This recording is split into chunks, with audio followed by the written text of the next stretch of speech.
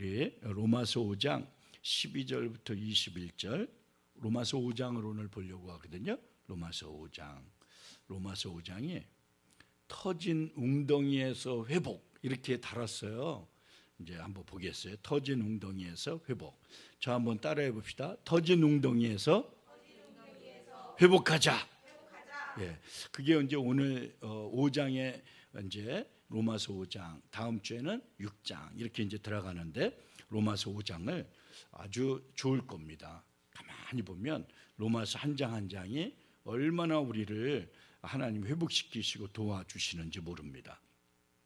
로마서 5장 본문은 12절부터 21절까지만 교독하도록 이렇게 하겠어요. 한 절은 제가, 또 13절은 같이, 이렇게 마지막은 같이 또 이렇게 그렇게 하겠습니다. 그러므로 한 사람으로 말미암아 죄가 세상에 들어오고 죄로 말미암아 사망에 들어왔나니, 이와 같이 모든 사람이 죄를 지었으므로 사망이 모든 사람에게 이르렀느니라. 죄가 율법이 있기 전에도 세상에 있었으나 율법이 없었을 때는 죄를 죄로 여기지 아니하였느니라. 그러나 아담으로부터 모세까지 아담의 범죄와 같은 죄를 짓지 아니한 자들까지도 사망이 왕노릇하였나니, 아담은 오실 자의 모형이라. 그러나 이 은사는 그 범죄와 같지 아니하니, 곧 한 사람의 죄를 인하여 많은 사람이 죽었은즉 더욱 하나님의 은혜와 또한 한 사람 예수 그리스도의 은혜로 말미암은 선물은 많은 사람에게 넘쳤느니라.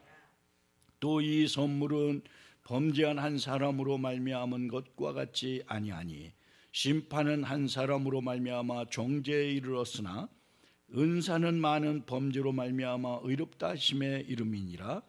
한 사람의 범죄로 말미암아 사망이 그 한 사람을 통하여 왕노릇하였은즉 더욱 은혜와 의의 선물을 넘치는 받는 자들은 한 분 예수 그리스도를 통하여 생명 안에서 왕노릇하리로다.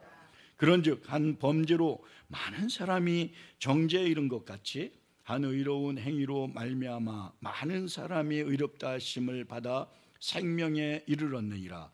한 사람이 순종하지 아니함으로 많은 사람이 죄인 된 것 같이 한 사람이 순종하심으로 많은 사람이 의인이 되리라. 율법이 들어온 것은 범죄를 더하게 하려 함이라.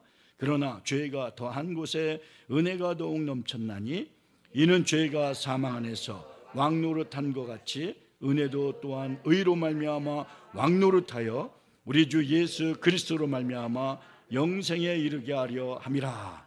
아멘. 아멘. 우리 잠깐만 기도 한 번 더 하고요, 이렇게 말씀을 오늘 더 보겠습니다. 아버지 하나님, 저희 마음이 오늘 활짝 열려서 로마서 5장에서 인생은 어떤 사람이든 다 터지는 웅덩이였었구나. 아무리 물을 갖다가 봐도 부어도 그 기갈은 해결되지 않았던 그 인생을 오늘 어떤 이유인지, 또 어떻게 회복해야 되는지 로마서 5장을 통해서 저희가 잘 알 수 있도록 주께서 역사하여 주시옵소서. 감사하고 예수님의 이름으로 간절히 바라옵고 기도하옵나이다. 아멘. 아멘. 하나님을 떠나잖아요. 하나님을 모르잖아요. 그러면 인생의 문제가 뭔지 몰라요. 우리가 그렇게 돼 있어요. 구조적으로 보면 하나님을 떠났다, 그럼 우리가 안 보여요. 우리 병이 뭔지 몰라요. 해결할 수가 없는 거죠. 그런데요, 그 전에 보면요, 왜 그 전에 우리 시계를 차잖아요. 그러면은 시계를 샀다가 이렇게 차면은 그게 쓰잖아요. 그러면 구조가 아주 복잡해요. 열어보면 더 고장 나트려요. 저희가 그거 손대면. 그러면은 시계방을, 이제 동네에 시계방이 꽤 있어요. 그 전에 살 때 보면. 그러면 시계방에 이렇게 가면은 이렇게 봐요, 그렇죠? 그 대부분 아는 분들이 꽤 있더라고요. 저도 우리 동네에 아시는 분이 있어서 늘 인사하는 분이어서 가면은 오셨어요? 그리고 이제 고쳐줘요. 그러면 그 시계 고치는 분이 밝게 불을 켜고 눈에다가 꼭 뭐 하나 이렇게 까만 거 돋보기가 하나를 이렇게 껴요. 그리고 시계를 가만히 보고 불고요. 그리고 붓 같은 걸 갖고 뭐에다가 조금 해갖고 이렇게 하고 8,000원이요. 그리고 이제 치는 거예요. 이렇게 고치는 거지. 이렇게 보면 문제를 고치는 거예요.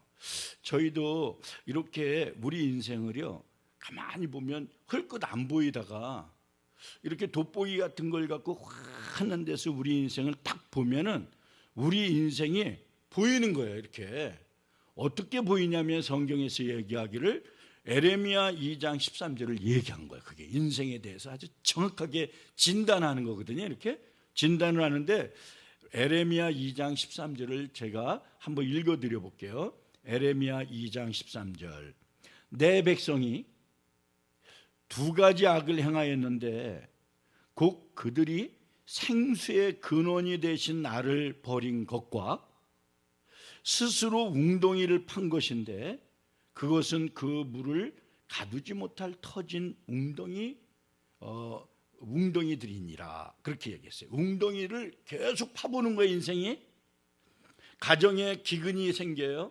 웅덩이를 계속 파갖고 큰 이렇게 웅덩이를 만들어 갖고 물을 계속 버보는 거예요. 나중에 보니까 자고 일어나니까 그 항아리에 밑이 푹 깨져버린 거예요.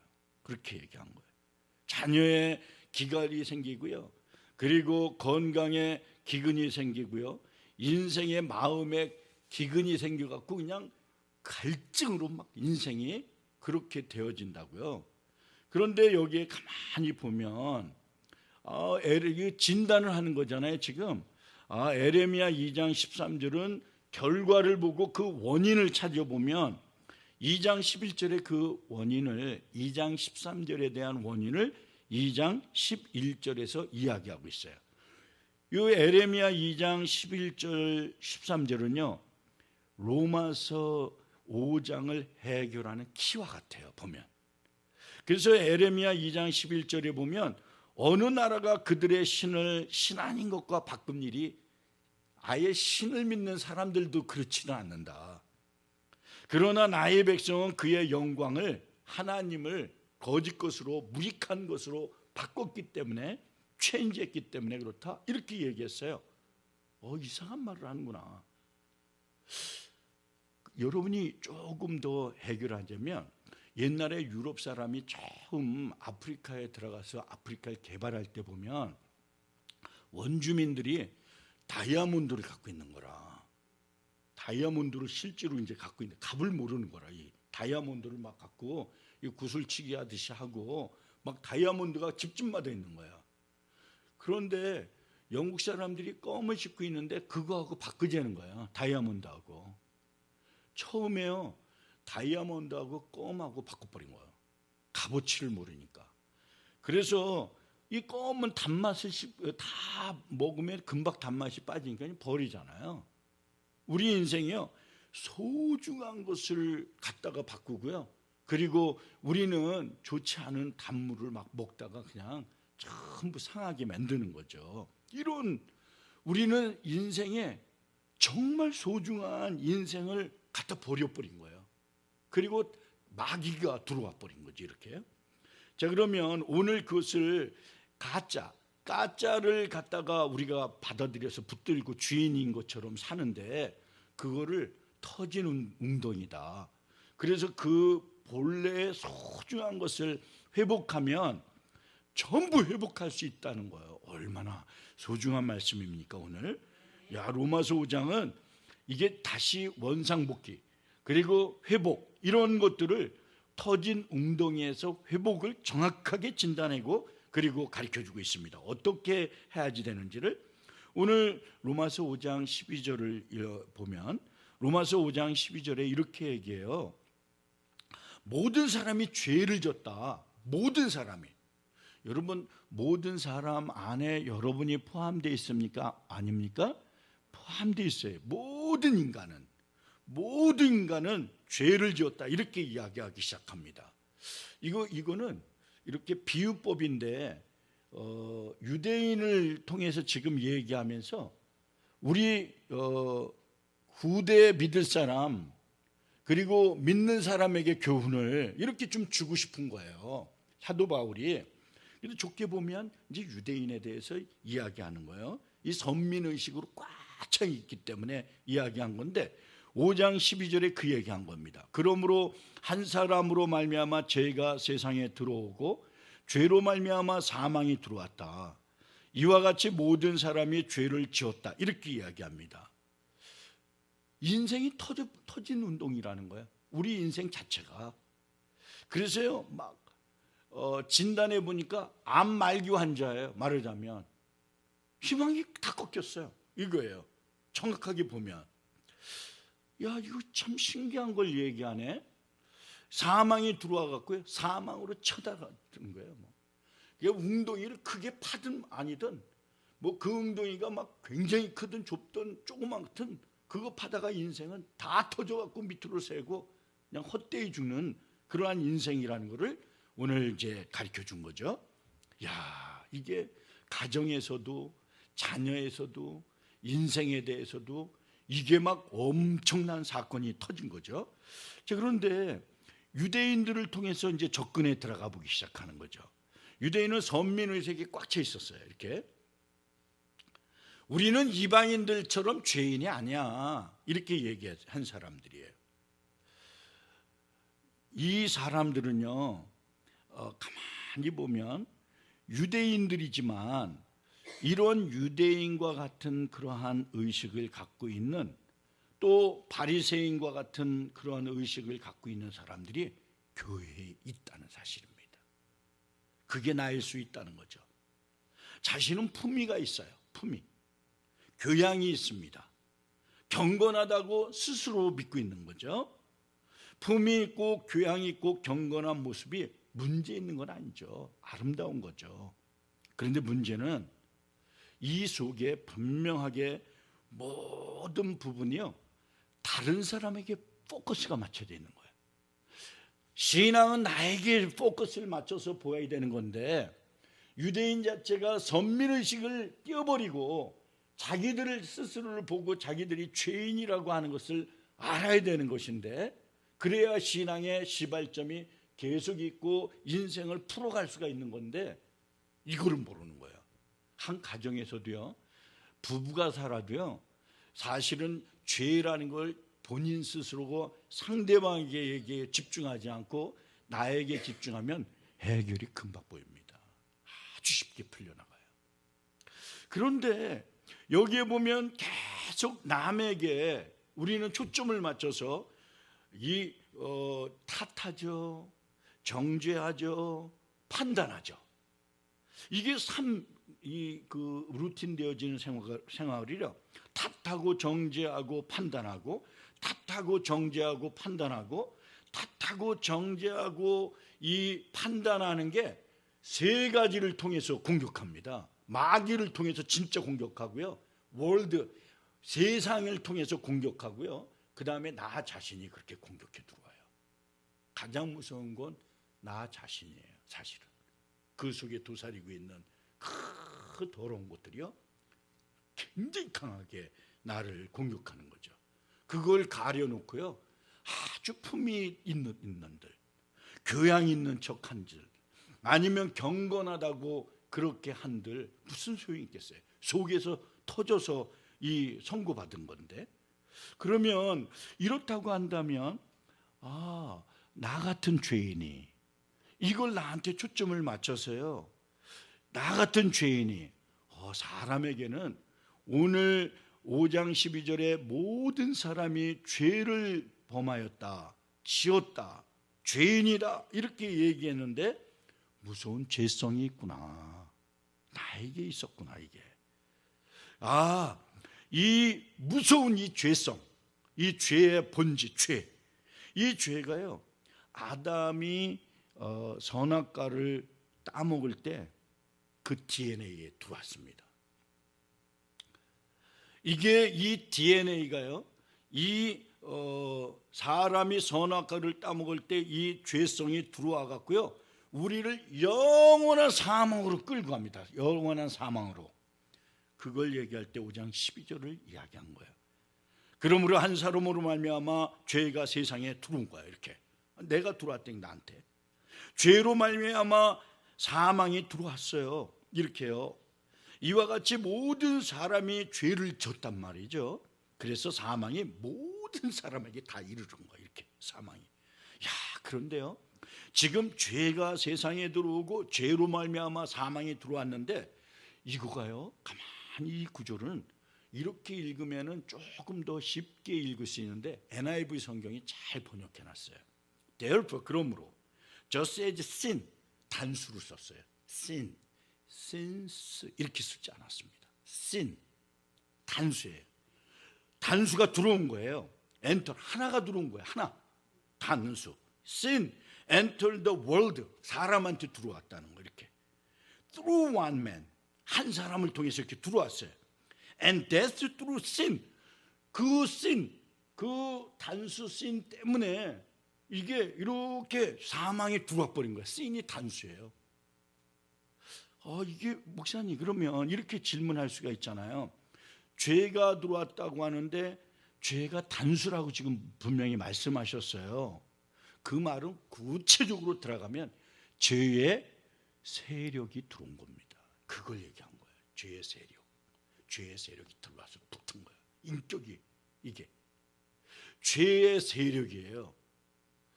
그러면 이게 인격적인 주체가 죄의 세력이 이렇게 들어왔는데 탁 하고 나한테 달라붙었어요. 내 온몸에 퍼져 있어요 이제. 그런데요, 가만히 이렇게 보면, 자, 그러면 죄의 세력은 마치 지금 우리가 보는 것처럼 뿌리와 같습니다. 그 뿌리가 자라갔고요, 열매가 막 각종으로 퍼져가는 거예요. 그게. 그러면 우리는 여기에 보면 요한복음에, 여러분이 이거를 한번 읽어드려 볼게요. 죄의 세력이 들어와서 우리를 사로잡는 힘이 있습니다. 사로잡아버려. 우리를 사로잡아버려 이렇게. 그래서 요한복음 8장 34절에 예수께서 대답하여 그 본질을 얘기하시는데, 예수님이 진실로 진실로 이렇게 얼마나 우리를 사랑하십니까? 이르노니 요 죄를 범하는 자마다 죄의 종이다, 이렇게 얘기했어요. 죄를 범하면서 가만히 봐라. 쉽게 말하면 그 뿌리가 있어서 네가 그 뿌리에 의해서 네가 막 하고 싶지 않아도 종이 돼갖고 막 끌고 다니지 않냐. 그래서 너는 종이 죄의 종이다, 이렇게 얘기한 겁니다. 야, 이거 정확하게 주님이 진단했습니다. 그러면 여기에서 죄 짓지 않으려고 여러분 노력해 보셨어요? 이렇게요? 그런데 우리 안에서 죄성이라고 하는 무서운 괴물이 숨겨져 있다는 걸 압니까? 우리가 우리를 봐서 모르면, 여러분이 남편을 가만히 어느 날 가만히 이렇게 쳐다보세요 한번. 그러면 그 남편 속에 죄성이 어마어마한 큰 걸 갖고요, 그 위에 걸 갖고 싸우면 해결이 안 됩니다. 그 열매 하나 따갖고 뭐 하겠어요. 그걸 그 본질을 해결해야 되는 건데 우리가 그렇다는 거예요. 그래서 우리는 이러한 아주 중요한 진리가 하나가 있는데, 무서운 괴물이 우리 안한테 들어와 있다는 거예요. 그게 진리예요. 이것이 우리의 실상입니다. 인간의 실상이에요. 이렇게 많은 사람이 아담으로부터 죄가 자기 안에 그 죄의 괴물이 들어왔다라고 하는 말씀에 의문을 갖고 있는 거 사실 맞습니다. 그런데 죄성이 있다는 것을 부인하는 사람은 이 세상에 아무도 없습니다. 단지 성경을 몰라서 그들이 그 죄성이 뭔지를 모를 뿐이죠. 그래서 성경은 뭐라고 얘기하냐면, 로마서 오늘 본문 5장 13절에 한 절을 더 내려가 보면 13절에 죄가 율법이 있기 전에 세상이 있었어요. 이렇게 죄가 율법이 있기 전에 있었어요. 이렇게 율법이 없었을 때에도 죄를 죄로 여기지 아니했을 뿐이지 죄가 있었던 거야. 이렇게 말하자면. 그런데 그것을 얘기할 때 가만히 그 율법이 뭐를 이렇게 드러내 주냐면, 로마서 5장을 지금 공부하고 있는데 7장에 넘어가 보면, 7장에서 잠시 넘어가서 이렇게 보고 다시 돌아와 보면 로마서 7장 7절에 이렇게 이야기합니다. 로마서 7장 7절에 보면 한번 보겠어요. 그런즉 우리가 무슨 말을 하리요? 율법이 죄냐? 그렇지 않죠. 그럴 수 없느니라. 율법으로 말미암지 않고는 내가 죄를 알지 못하였나니 곧 율법이 탐하지 말라 하지 아니하였더라면 내가 탐심을 알지 못하였다. 그렇게 얘기합니다. 몰랐던 거야. 아무것도 없으면 아무 백지 상태에 있으면 탐심이 죄인지도 모르고 탐심을 갖고 있었는데 성경을 통해서 가르쳐주고 있어요. 이렇게요.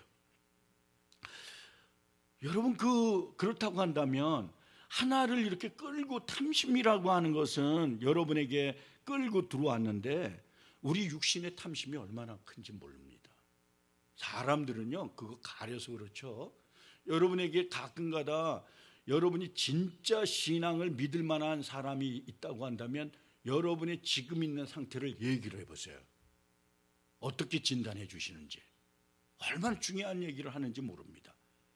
그런데 이러한 것들을 가지고 성경을 통해서 보면 더 정확하다는 걸 얘기하는 거예요. 성경에서는 뭐라고 이야기하냐면 우리가 얼만큼 큰 죄인인지를 성경에서 가르쳐주고 들어왔는데 로마서 1장 29절과 31절에 그 죄의 하나하나 죄의 열매들을 얘기하는 거죠. 죄의 세력을 이제 얘기하고 싶은 거죠. 저도. 그런데 죄의 세력이 그렇게 우리가 강하게 우리한테 역사하고 있다는 것을 로마서 1장 29절부터 32절에 이야기하고 있는 것입니다. 로마서 1장 29절에 뭐라고 얘기한 것입니까? 우리가 봤지만 그 모든 불의, 추악, 탐욕, 악의가 가득한 자요, 시기, 살인, 분쟁, 사기, 악독이 가득한 자요, 수근수근하는 자요, 비방하는 자요, 하나님께서 미워하는 자요, 능욕하는 자요, 교만한 자요, 자랑하는 자요, 악을 도모하는 자요, 부모를 거역하는 자요, 무매한 자요, 배악한 자요, 무정한 자요, 무자비한 자라. 그걸 통틀어 갖고요 뭐라고 얘기하냐면 그들이 이와 같은 일을 행하는 자는 사형에 처한다고 해당한다고 하나님이 정했다는 거예요. 이렇게 얼마나 중요한 얘기입니까? 이렇게 알고도요 어떤 사람은 자기들 그것을 행할 뿐 아니라 그런 일을 행하는 자를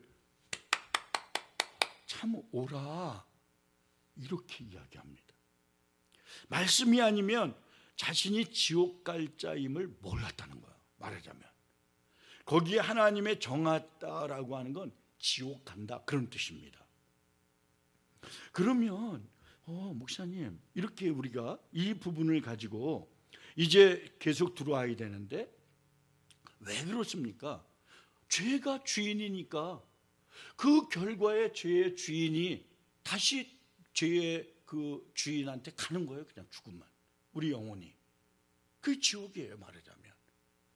그러면 죄가 뭐예요? 이렇게 얘기하잖아요. 죄가 뭐예요? 죄는요 정확하게 사사기의 마지막 장이 이야기합니다. 사사기 21장 25절에 보면 이야기하기를 그때 그럽니다. 아니 어떻게 360년 동안 지냈는데도 그걸 모릅니까? 자기들이 주인이었을 때, 자기가 왕이었을 때, 주인이다 왕이다라고 하는 말은 같은 말이에요. 내가 주인이다 그런 건 내가 하나님 내가 왕이에요 이렇게 얘기하는 거야. 내가 내 스스로 왕이라는 거야. 내가 하니까 내가 결정하고 하나님 가만히 있으세요 이렇게 이야기하는 거죠. 사사기 21장 25절에 그때 이스라엘의 왕이 없으므로 이 구절은요 의미가 깊어요. 정말로 가이드하는 왕이 없어요. 하나님 믿는 사람이 각기 자기의 소견에 옳은 대로 행하였더라 이거예요. 이게 사람이 각기 자기의 소견대로 옳게 행하는 것 이게 죄예요. 죄. 말하자면 사람이 자기의 옳은 대로 행하는 것이 왜 죄예요? 이렇게 얘기하잖아요. 여러분 만약에 집에서도 저도 남편이지만 남편이요 자기가 옳은 대로 행한다라고 하면 그 죄입니다. 죄. 큰일 나는 거예요. 그러면 안 됩니다. 교회에서 내가 옳은 대로 행하면 여러분 저를 담임 목사님으로 놔두겠어요? 그냥? 한번 해볼까요?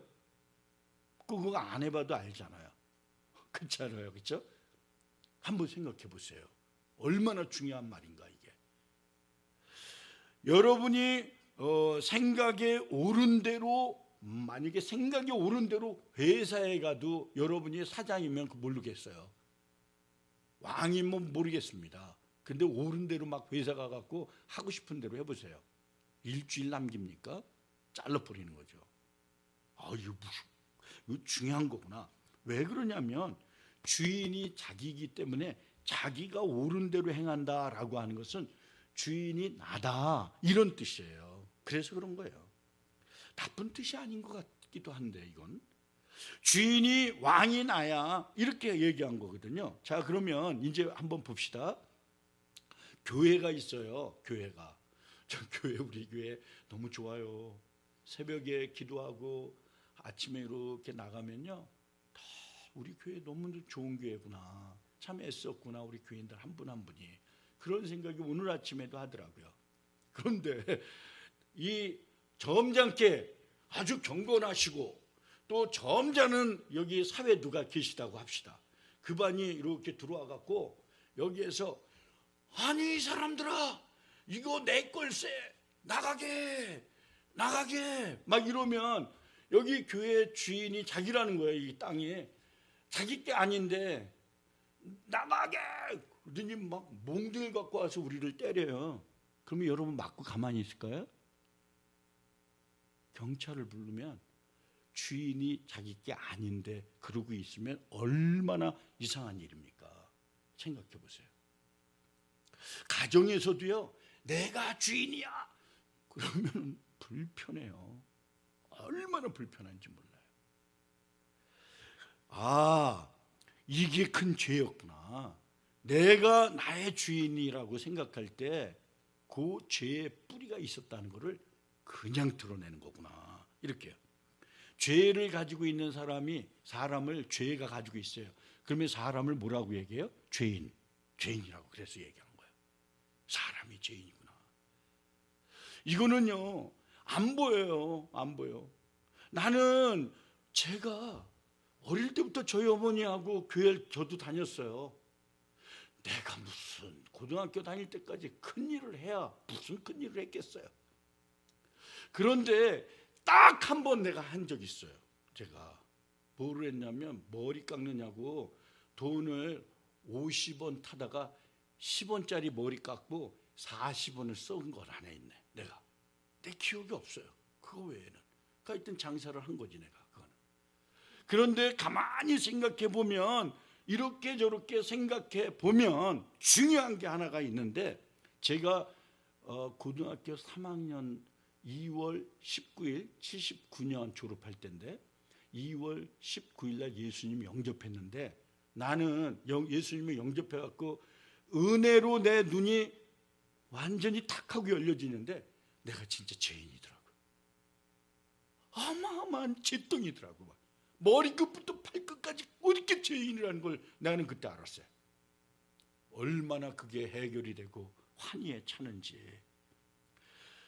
이게요, 은혜. 그래서 성령의 역사로 거듭나 보면 제가 말할 수 없는 죄인임을 아는 상태가 은혜입니다. 그게 은혜예요. 이 세상은 그러므로 두 부류밖에 없어요. 내가 죄인임을 깨달은 사람과 내가 죄인임을 깨닫지 못하는 사람, 두 부류밖에 없습니다. 여러분은 어디에 들어가 계십니까? 내가 죄인임을 깨달은 사람입니까? 아니면 내가 죄인임을 깨닫지 못한 사람입니까? 자신이 어떤 죄인이라고 하는 것들을, 그 본질적인 것이 눈이 탁 떠지잖아요. 그러면 그걸 은혜 받는다, 그렇게 얘기합니다. 그걸 표현할 때. 왜 은혜가 넘치나요? 하나님에 대한 인식이 생깁니다. 하나님의 은혜를 통해서 한 가지를 선명하게 보기 시작합니다. 하나님의 은혜를 통해서 하나님의 사랑을 봐요. 사랑. 그리고 내가 하나님의 자녀라는 걸 알게 됩니다. 유명한 스위스 신학자 중에 전 세계를 신학으로 주도했던 사람 중에 칼바르트가 있어요. 칼바르트. 이 사람의 신학은 철철 넘쳐서 버튼을 아무데나 눌러도 술술술술 이야기하는 사람입니다. 칼바르트. 어마어마한 지식을 갖고 있는 사람이에요. 이 사람이 공부를 많이 한 사람이 전 세계의 이 유명한 이 신학자가 모든 수상들이 이 사람하고 얘기하고 싶어하는 그러한 지식인인데 미국에 이분이 들어왔어요. 수많은 기자가 물어봤습니다. 이분이 세계적인 신학자가 들어왔으니까 물어보기를 뭐라고 물어봤냐면 칼바르트 박사님, 세계 신학자니까 가장 세계적인 신학자로서 당신이 발견한 위대한 이 신학은 뭡니까? 이렇게 물어봤어요. 당신이 발견한 여태까지 그 많은 신학 공부를 하고 어마어마한 존경을 받는 인품도 훌륭한 이 칼바르트한테 이 기자들이 공통적으로 물어본 게 그거였었는데 그분이 이렇게 간단하게 대답했어요. 하나님이 나를 사랑하셨습니다. 그리고 눈물을 흘리셨습니다. 이렇게. 그 하나님의 나를 사랑하심이 성경에 그것이 기록되어 있다는 그 사실이 내가 발견한 가장 놀라운 지식입니다. 이렇게 얘기했어요. 하나님은 사랑이다. 그거를 성경에서 발견한 그 사건이요, 가장 놀랍고 신비한 거다. 이렇게 얘기했습니다. 그리고 눈물을 흘렸어요, 그분이. 그리고 오늘 찬양을 뭐라고 얘기하면서 찬양을 하는 것 같은데 가만히 들어보니까 눈물을 흘리면서 그분이 찬양을 했습니다. 기자들 앞에서. 날 사랑하심, 날 사랑하심, 날 사랑하심, 성경에 써있네. 그러고 우셨어요. 성경에 날 사랑했다는 거. 그래서 성경에서 사랑했다라고 하는 것들을 우리에게 563장 찬송을 새 찬송가를 부르시면서 이렇게 눈물을 흘리신 거예요. 성경은 그걸 이야기하고 있다. 하나님의 사랑. 여러분, 하나님의 사랑을 남에게 막 돌려서 알 수 있습니까? 내가 알 수 있는 거죠. 이렇게. 아무리 성경을 많이 읽고 아무리 깊이 연구하고 아무리 많은 양을 활동을 했어도 하나님의 사랑을 발견하지 못하면 nothing입니다. 그건 안 됩니다. 큰일 나는 겁니다.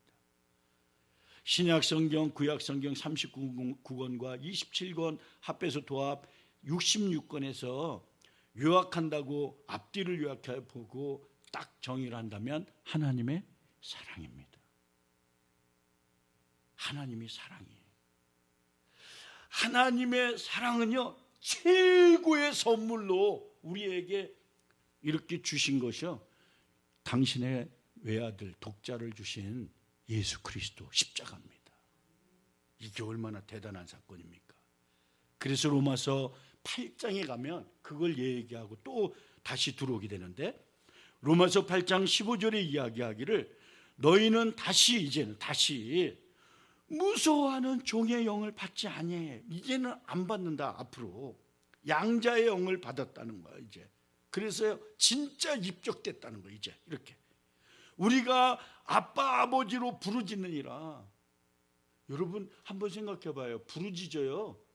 여러분 남해 저희 어머니 여기 계시는데 저는 어머니하고 60년을 58년을 살았어요.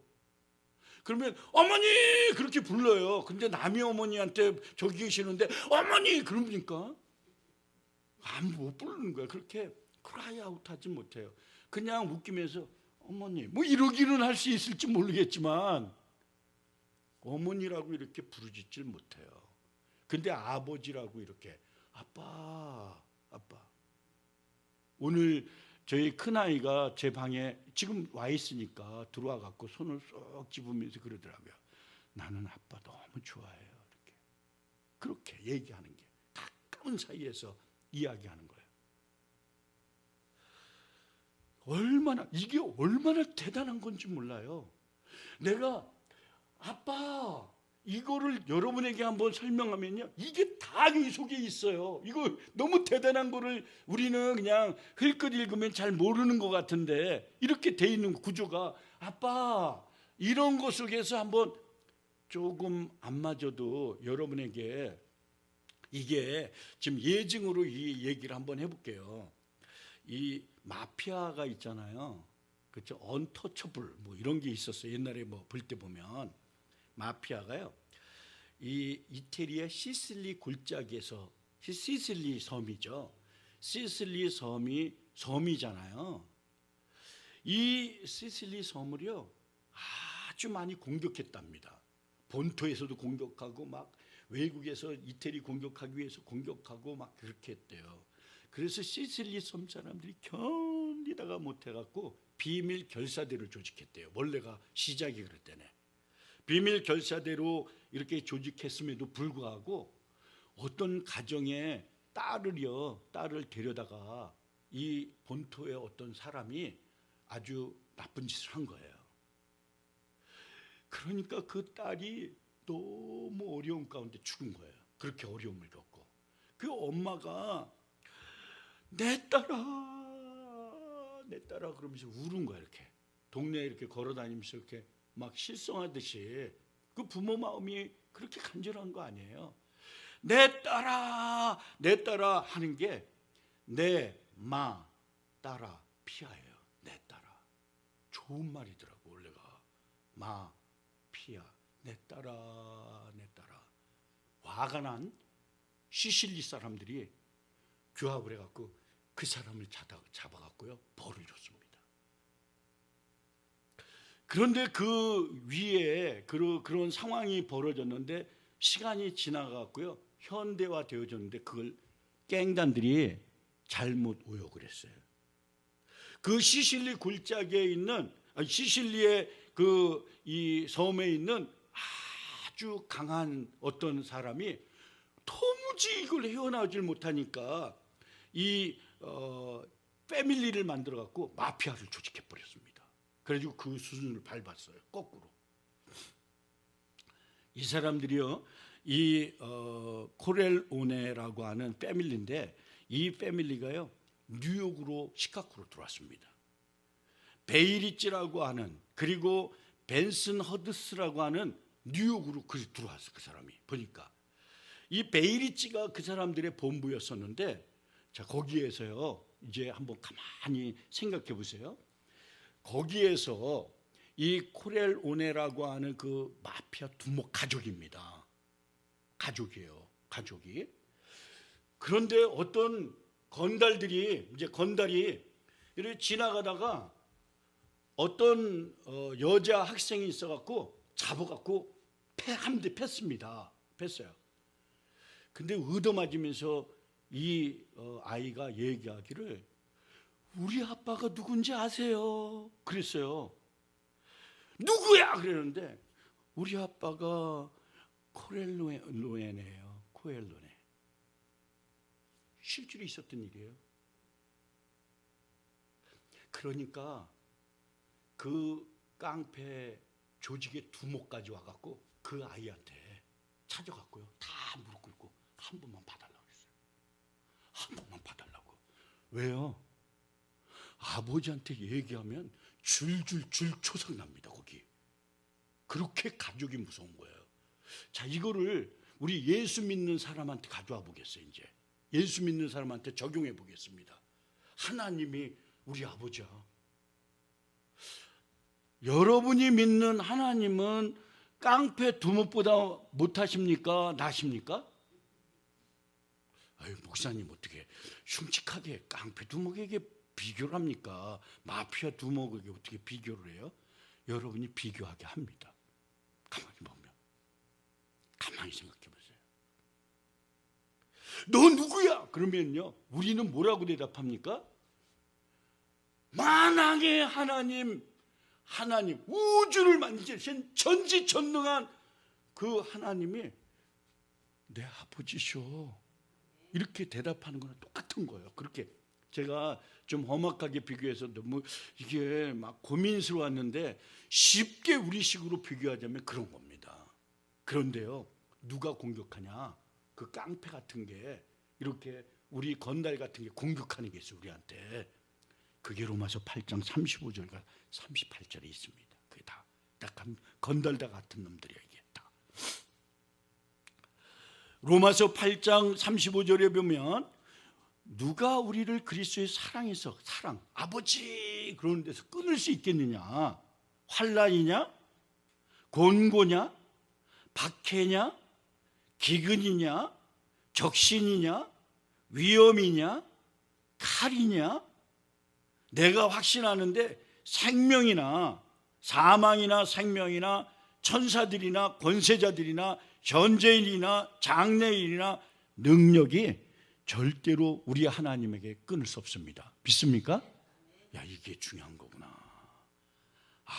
이제부터 그렇다고 한다면 하나님 아버지라고 우리한테 이렇게 이야기할 때, 하나님 아버지 그 은혜의 눈을, 여러분의 영적인 눈이 떠지기를 주님의 이름으로 축원드립니다.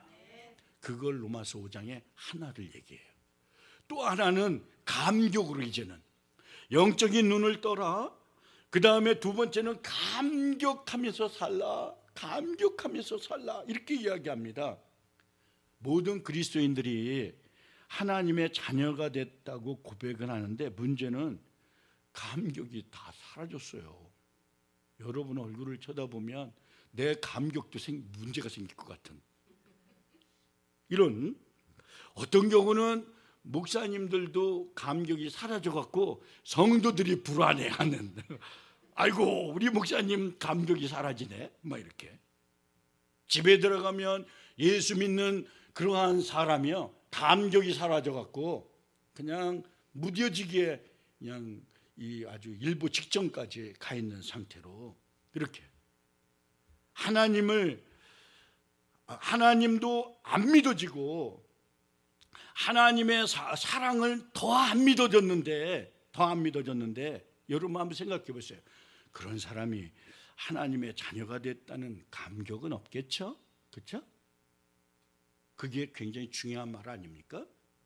계속 의심만 일어나는 게 당연하지 않을까? 이런 생각이 듭니다. 예수님이 십자가를 지셨기 때문에, 그렇죠? 어떻게 온 인류의 죄가 사함을 받으면서 내가 내 죄도 사함을 받고, 그리고 내가 아버지 하나님 앞에서 이렇게 아버지 주여, 아버지 하나님 이렇게 부를 수 있는가? 이거 감격 아니에요? 감격이죠. 그걸 좀 봐라.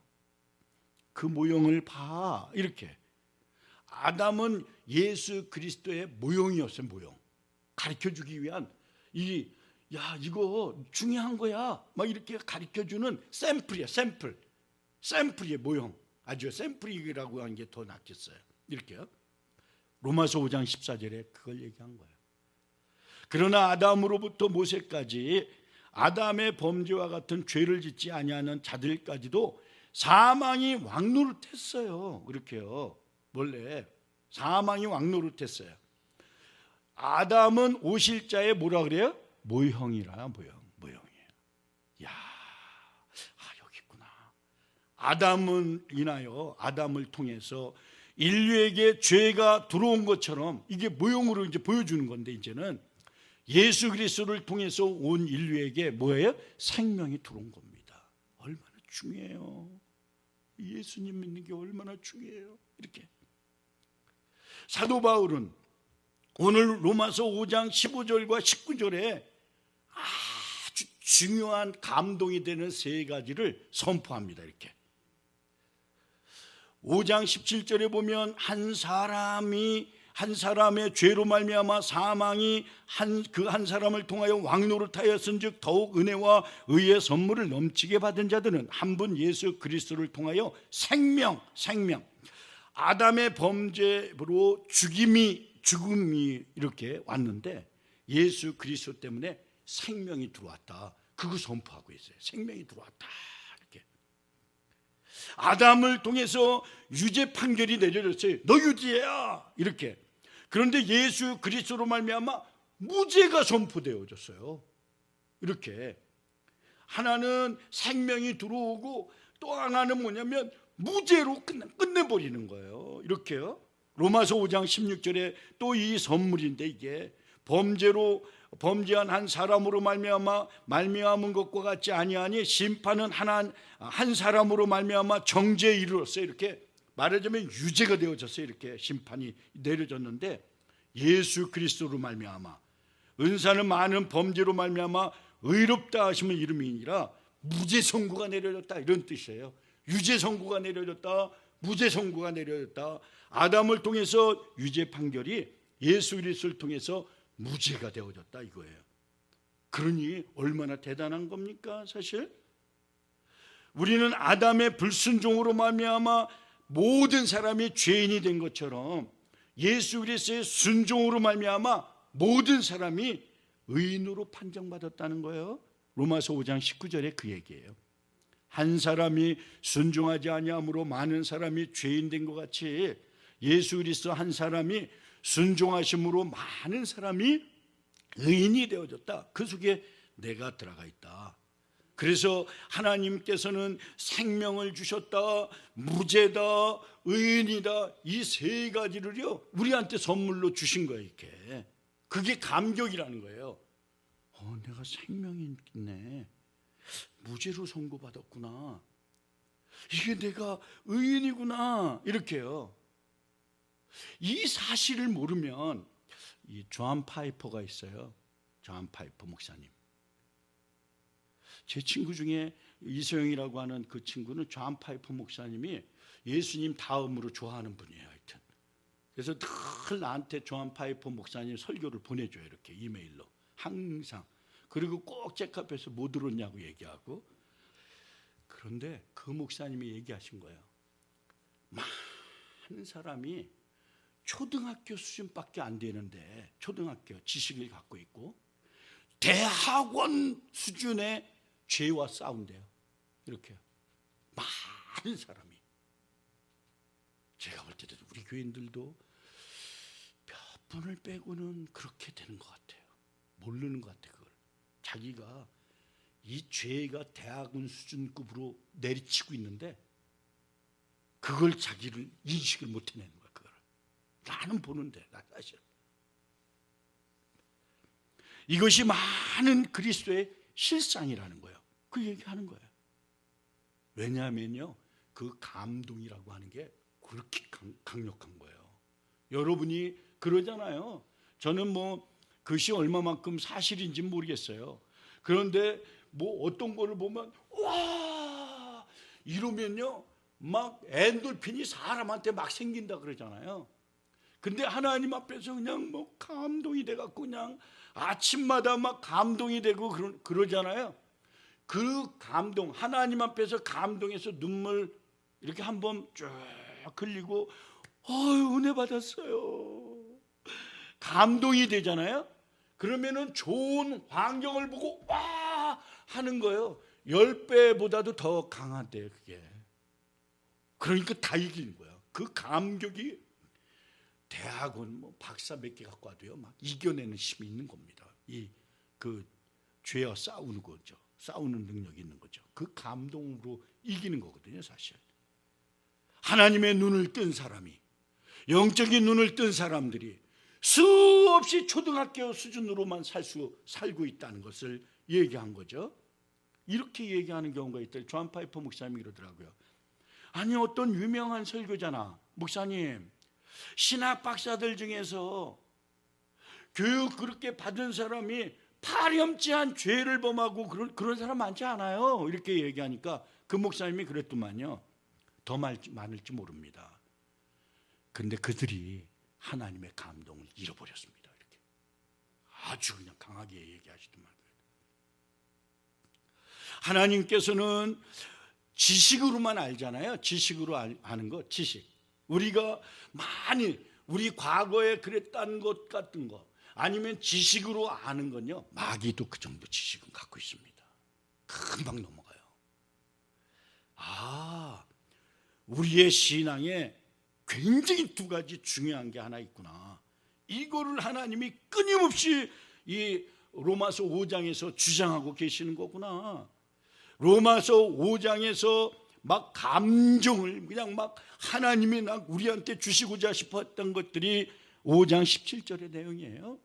한 사람이 범죄로 말미암아 사망이 그 한 사람을 통하여 왕노릇하였는데 더욱 은혜와 의의 선물을 넘치게 받는 자들은, 감동하는 감격이 있는 사람들은 한 분 예수 그리스도를 통하여 생명에서요 왕노릇하는 게 생명. 여러분, 예수님이 왕인데 어딜 들어와서 그럴 거 아니에요? 누가 마귀가 들어와서 세 가지 루트를 통해서 들어올 거 아니에요? 어떤 사람은 쇠망볼 갖고도 들어오기도 하고요. 어떤 사람은 과거에 다 끝났는데 공부 안 했다고 막 그냥 막 자기 무식하게 됐다고도 나타나는 경우 많습니다. 무시했다고 막 그냥 난리고요. 어떤 사람은.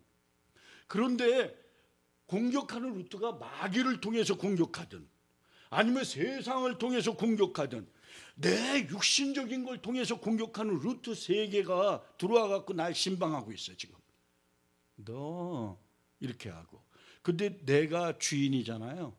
분노하죠. 그냥 어딜 이게 말이야 막 이게 그렇죠? 2개보다 3개가 더 무섭습니다. 이게 참 희한해. 그런데 내가 왕일 때는, 그런데 주님이 왕이잖아요. 감격이 있잖아요. 난 저지만 그럴 수 있어요. 그래요. 그렇게 변해요. 그럴 수 있어요. 로마서 5장 21절에는 당연직이 얘기하는 거죠. 이는 죄가 사망해서 왕노릇한 것 같이, 이는 죄가 막 나한테 왕노릇하는 게 꺾여나간 거예요. 은혜로.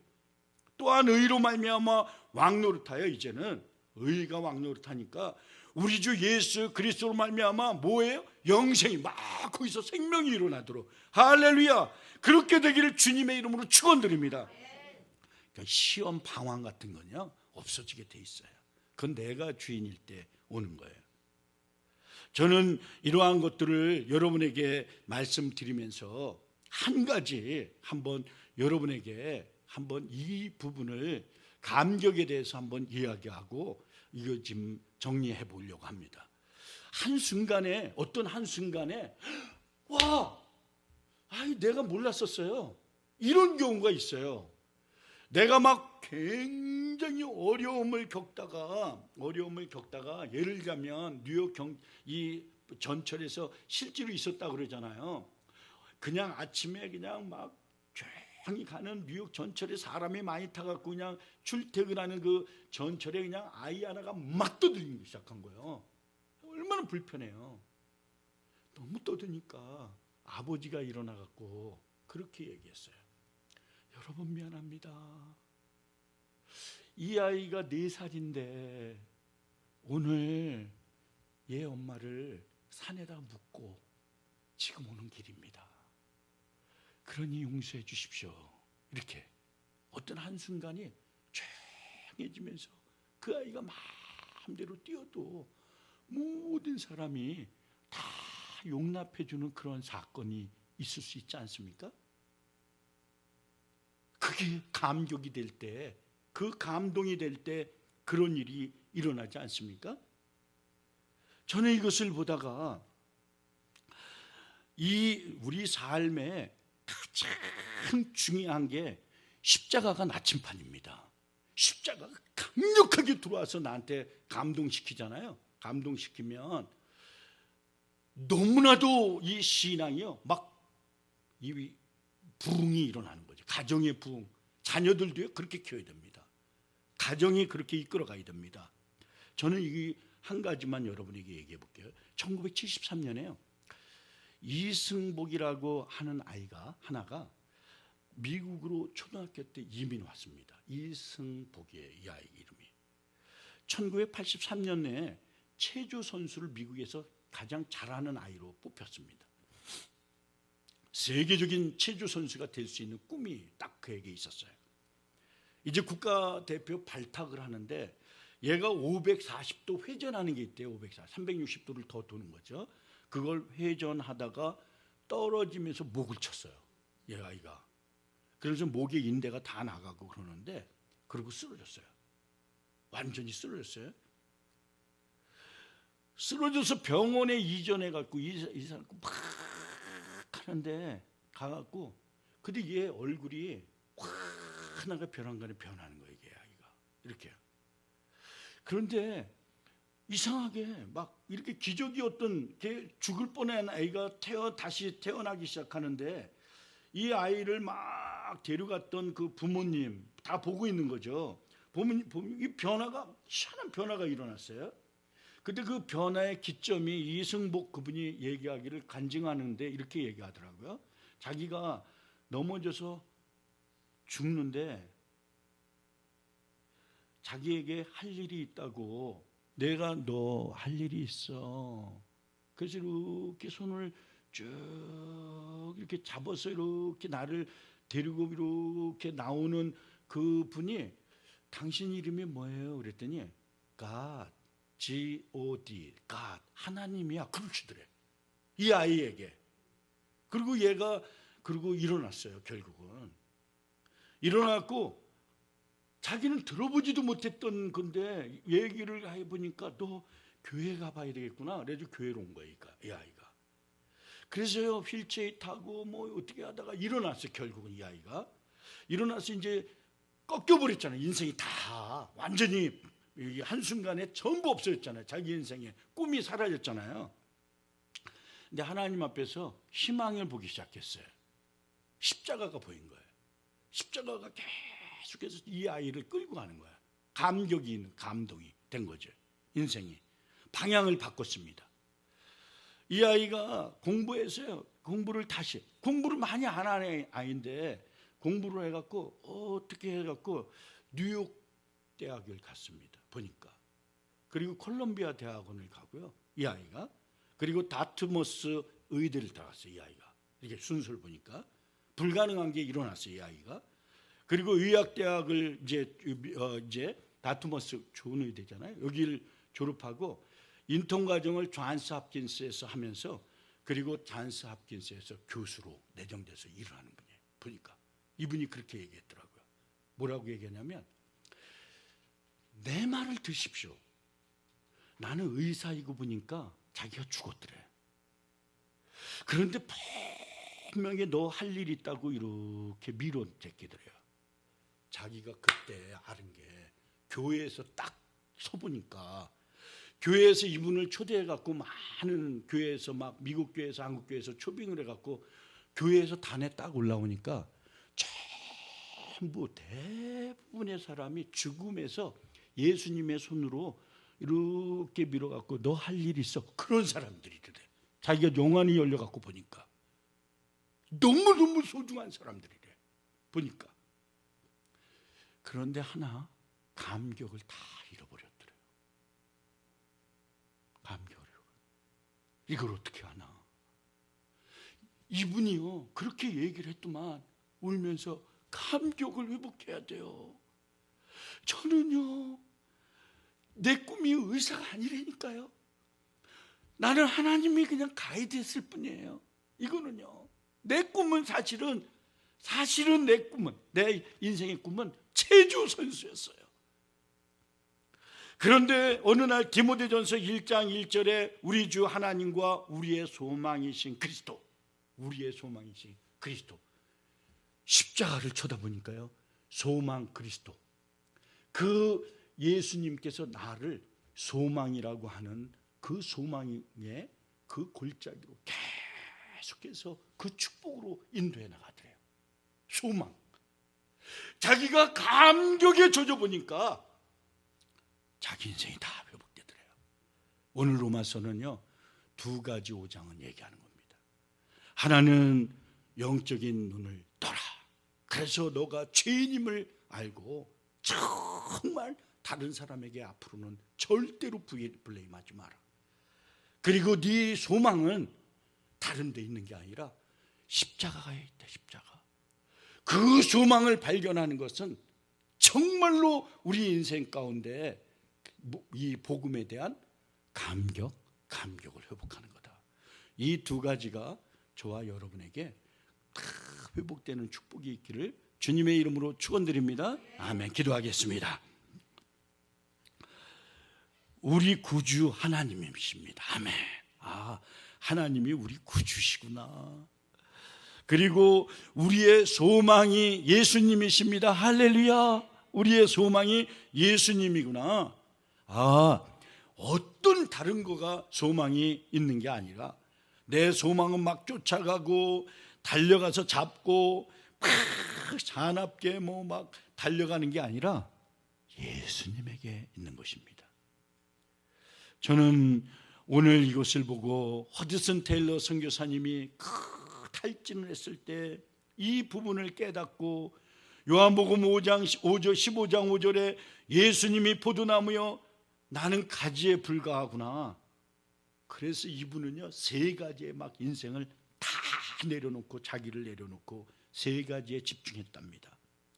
예배에 집중하고 모든 일에 감사에 집중하고 모든 주위에 하나님 믿는 사람들을 사랑하고 예수 믿는 사람들을 또 예수님께 전하는 데만 집중했더니 3가지 집중, 예배에 집중, 감사에 집중, 또 사랑에 집중, 이렇게 삶이 열매가 마구막 걷혀지더랍니다.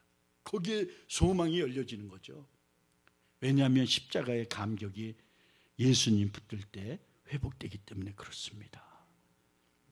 나는 포도나무요 너희는 가지니 저가 내 안에 내가 저 안에 있으면 이 사람은 과실을 많이 맺는다고 이야기했는데 우리 교인들이 이번 주부터 예배가 다 회복되도록 주님 도와주시옵소서.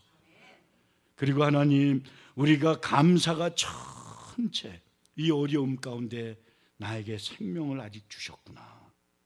또 하나님 우리 교인들이 이렇게 아름답게 내 옆에서 기도해주고 버텨주고 또 함께 해주시는 그러한 교인들이 있구나. 참 고마운 거구나. 우리 하나님께서 이러한 축복과 은혜가 저희들께 있도록 주님 함께하여 주옵소서. 이제는 예수 그리스도의 보혈의 은혜와 아버지 하나님의 극진하신 사랑과 성령님의 감화교통 내주 위로 역사하심이 오늘 하나님 영적인 눈을 뜨고 감격을 붙드는 저희 온나라 교회 위에 지금으로부터 영원히 함께 하시기를 예수 그리스도의 이름으로 축원드리옵나이다. 아멘. 우리 박수